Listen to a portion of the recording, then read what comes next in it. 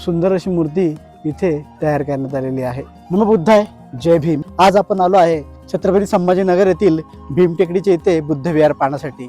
बुद्धांची जी मूर्ती पाहायला मिळते ही महापरिनिर्वाण या मुद्रेमध्ये मूर्ती पाहायला मिळते।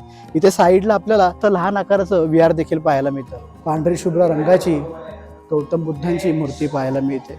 या मूर्तीमध्ये बुद्धांच्या चेहऱ्यावरती स्मित हास्य आपल्याला पाहायला मिळतं। ही मूर्तीची मुद्रा ही भूमिस्पर्श मुद्रा आहे। इथे जर आपण गौतम बुद्धाची मूर्ती बघितली, ही जी मूर्ती आहे ही महापरिनिर्वाण या मुद्रेमध्ये मूर्ती आपल्याला इथे पाहायला मिळते। ही मूर्ती संरक्षित ठेवण्यासाठी संपूर्ण एक काचेमध्ये मूर्ती इथे ठेवण्यात आलेली आहे।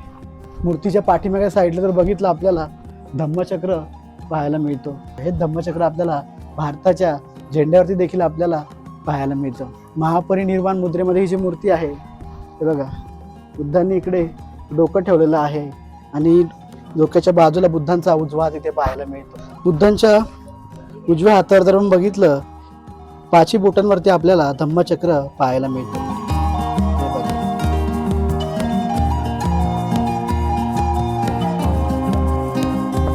आणि इथे जर आपण पाहिलं, हाताच्या मधोमध आपल्याला देखील इथे धम्मचक्र पाहायला मिळत आहे।